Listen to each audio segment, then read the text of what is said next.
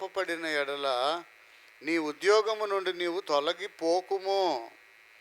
ఓర్పు గొప్ప ద్రోహకార్యములు జరగకుండా చేయును అని ఇక్కడ దేవుని వాక్యంలో రాస్తుంది. ఓర్పు గొప్ప ద్రోహకార్యాలు జరగకుండా చేయును.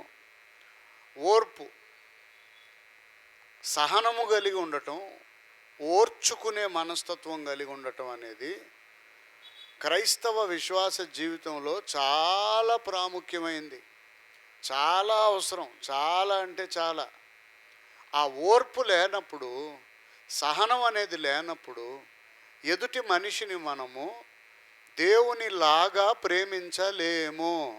అర్థం చేసుకోవాలి మీరు అందరూ బాగా. సహనం అనేది, ఓర్పు అనేది లేకపోతే ఎదుటి మనిషిని మనం దేవుడు ఎలా అయితే ప్రేమిస్తాడో, మనలను ఆయన ఎలా ప్రేమిస్తున్నాడో మనం సాటి మనిషిని ప్రేమించలేము. షార్ట్ టెంపర్ అనేది ఉండకూడదు. ముక్కు మీద కోపం అంటారు కదా, ఆ షార్ట్ టెంపర్నెస్ అనేది మంచిది కాదు. అది దైవికమైన లక్షణము కాదు.